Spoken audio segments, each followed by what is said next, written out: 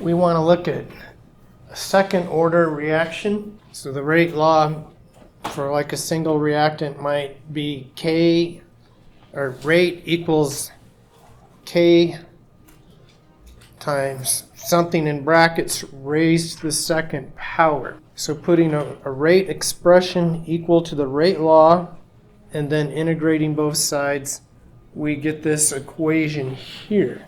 And it says 1 over concentration at some time t is equal to the rate constant times time plus 1 over the initial concentration. So immediately you look at this and you say, oh, I see y equals mx plus b. Possibly not. That's the humor.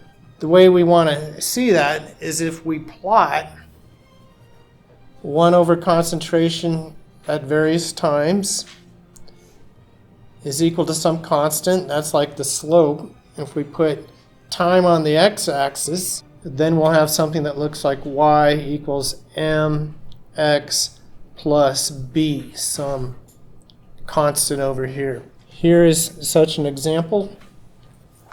The decomposition of NO2 to NO and oxygen. So the reaction starts.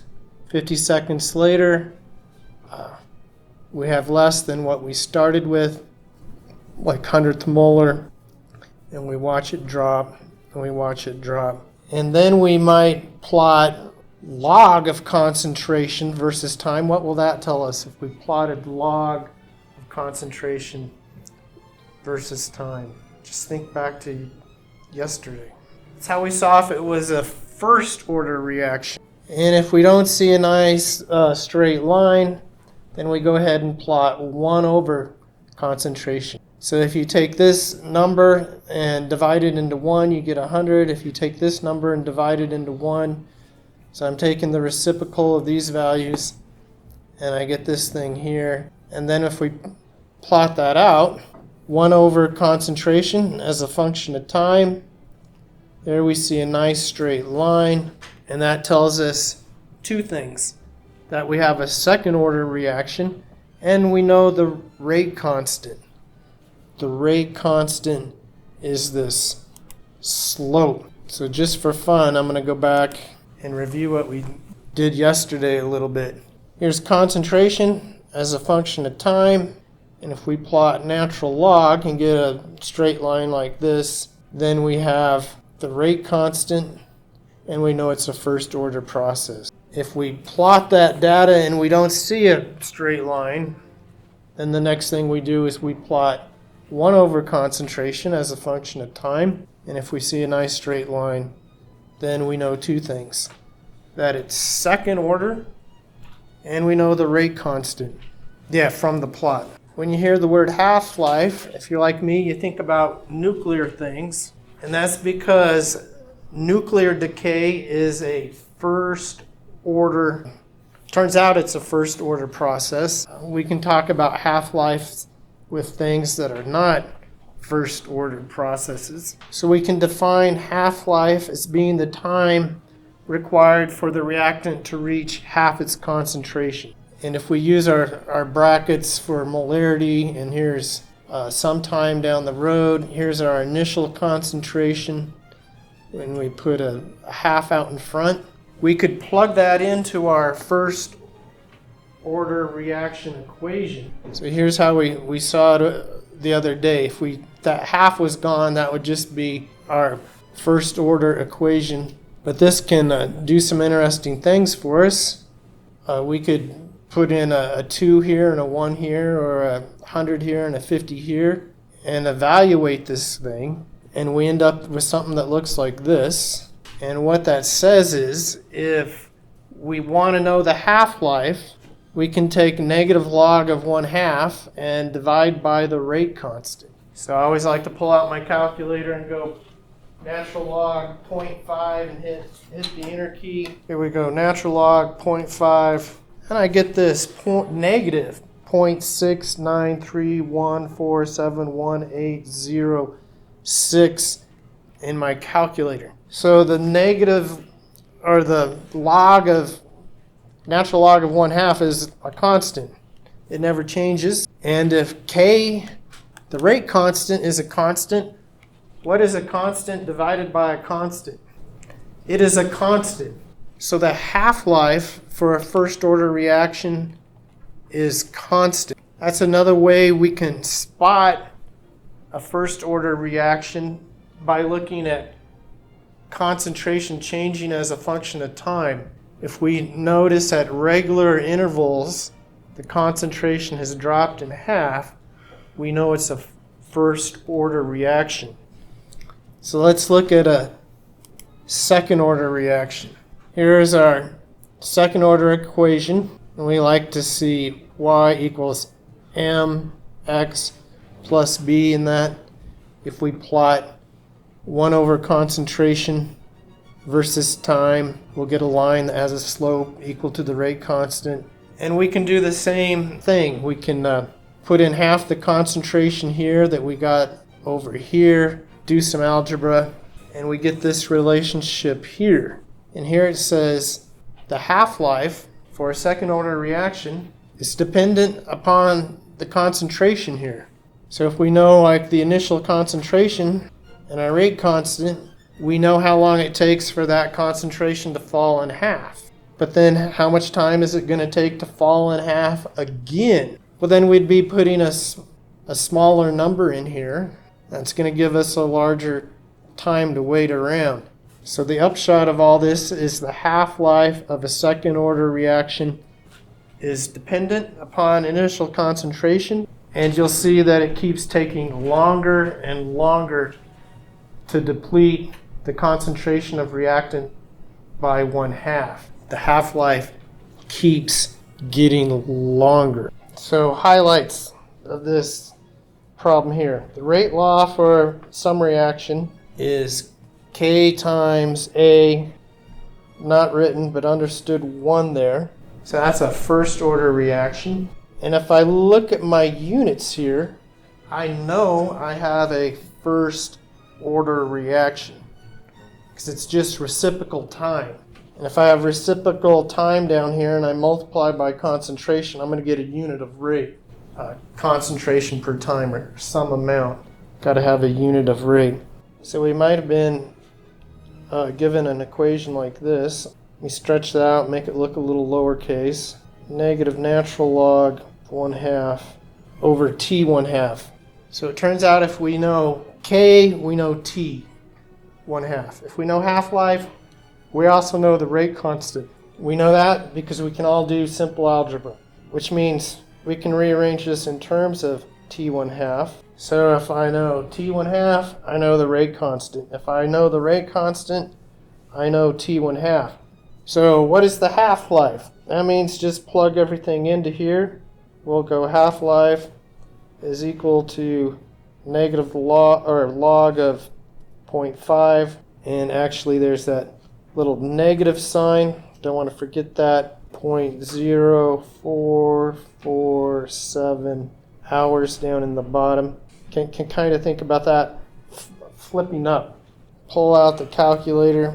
Negative log 0.5 divide 0.0447. Just like that. It should work out beautifully. And that hour down in the bottom flips up there.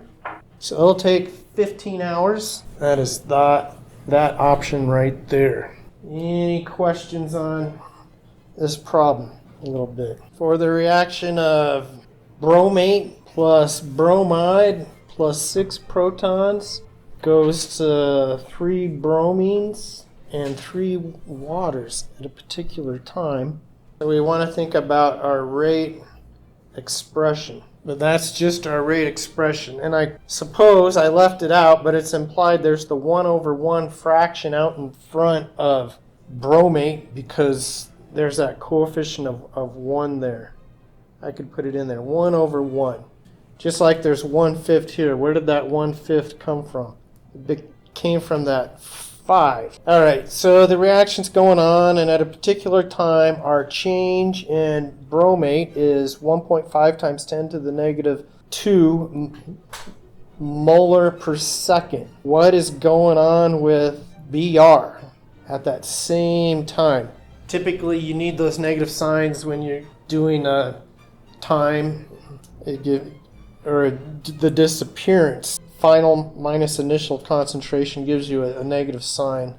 But we're both doing reactants. We got negative sign on each side. They just go away here.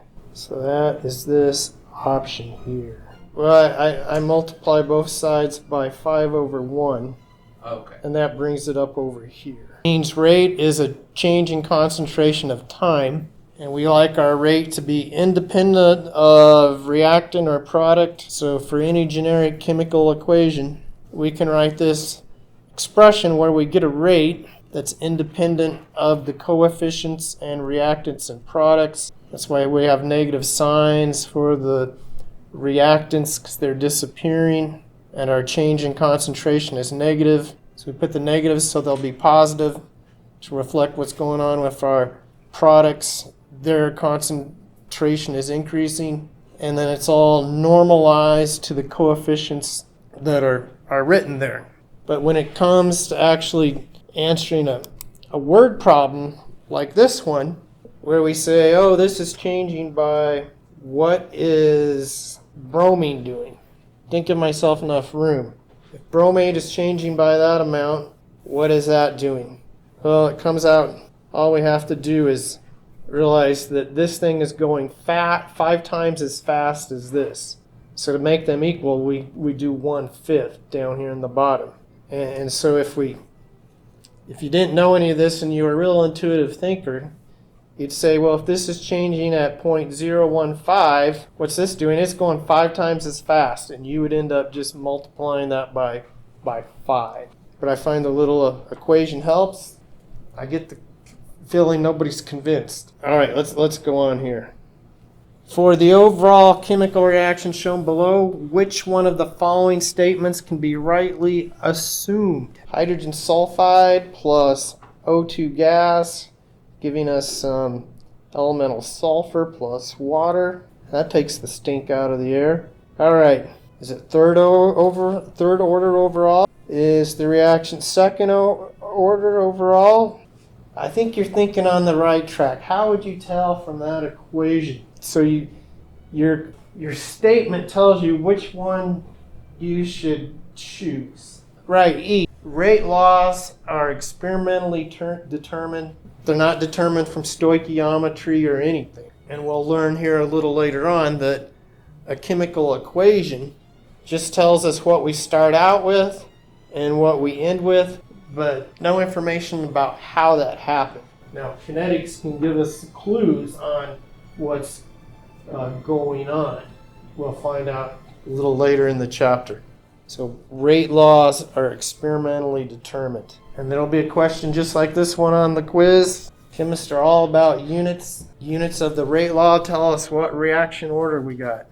This here is first order. It's just reciprocal time. And then I think there's some red herrings. You know what a red herring is? Let's just see if we can deduce what a second order rate constant unit must be. I'm going to write rate equal to some constant times some reactant. I'm going to just put moles. So if my rate is going to be moles per time, I'll put an X there. And over here I got something that looks like moles squared. I don't know where to write the square. Let me just write it right there. What do I need X to have in it? I need it to have time in the bottom. And I think I need to have a mole down here, right? So I cancel with one of those and I end up with moles per time. So that is going to be, there's second order. This thing here must be third order. Any questions on that one? Let's look at this. So all of these, if you put the unit in here and then do your arithmetic, you're going to get these units. If right here you put these units in for K and then do the, what do they call it in math class? Simplification or factoring, you know what you do. You're going to get those units. Yeah, you're going to simplify this. You're going to have m cubed times something that has these in the bottom, and the 2 is going to cancel with the 3 and give you a 1 up top. and the second does nothing but stays in the bottom. 0th order reaction kinetics. I always like to ask students, name something that has 0th order reaction kinetics. What does 0th order reaction kinetics mean? Concentration has what effect on rate? No effect on rate. And then I give everybody a hint. When you go to get your license, you go down to the DMV and you get this book and you study about it. Blood alcohol content. What did you learn when you went to the DMV? No wonder Wyoming has lots of DUIs. What did you learn? Like a real metalhead. More the better. All right. What is the rate constant for alcohol? Now let's look at the 0th. It's moles per second. Put the word beer, and then what do you want to put on the bottom? Or it says a beer, a shot, a glass of wine. What's on the bottom? Absolutely. Your liver metabolizes 1 drink per hour. And if you pour 4 drinks in you, it doesn't speed up your liver. It just cranks at 1 drink per hour. Put a half a drink in you, it's going to be metabolized in half an hour. So your liver has 0th order reaction kinetics. And so on that note, 1st, 2nd, and 0th is like 99.9% of all reactions. A lot of biological reactions are probably 0th order. A lot are 1st order. Chemicals in a flask, when you heat them up or let them react, they're normally 1st order or 2nd order. 3rd and 4th, I can't think of any. And we need to keep going. Cyclopropane is converted to propene in a 1st order process. The rate constant is given here. If the initial concentration of propane is 0.15 molar, what will be the concentration be after 20 hours? So I'm gonna do something just for fun. Let's ask another question here. What is the half-life of this? Absolute. I was just curious if this was some multiple of half-lives. Maybe we wouldn't have to use that equation. We could just hit divide by 2 on our calculator a few times. That'll be something I'll probably point out later. Let's just pull out our equation for a 1st order process. It looks like this here. So basically, we're going to be solving for x. Let's put in the rate constant, and I can probably just march across everything to the right of the equal sign.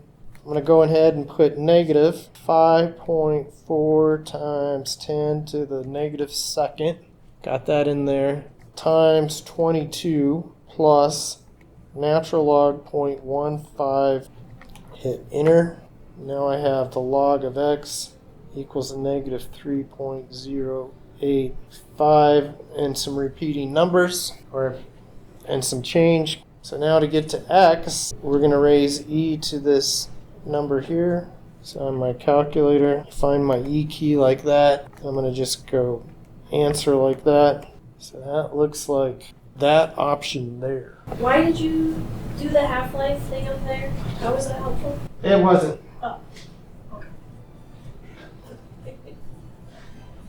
But sometimes on a multiple choice question that's contrived, like if it said, what is the concentration after 38.5 hours? And I knew what the half-life was. And I'd see that goes in there 3 times. And then I would take my initial concentration and go 0.15. And then I'd go divide 2, there's 1 half-life. Divide 2, there's the 2nd half-life. Divide 2. And that would be my concentration. And you could check that out. Let's put my 38.5. So right over here, I'm going to write down what my calculator spit out. That was by wading through 3 half-lives. Let's see if I get the same number going about it this way. So negative 5.4 times 10 to the negative 2nd times 38.5. Now that I rounded a little bit, plus natural log 0.15. All right, log of concentration equals this, so I'm going to go E raised to that number. Looky there, this number and this number are pretty close. This is 3 half-lives later. So as I said earlier, tomorrow's quiz probably starts here. So a question about rate constants. A question like this, like if oxygen is changing, I'm probably going to go 1/7.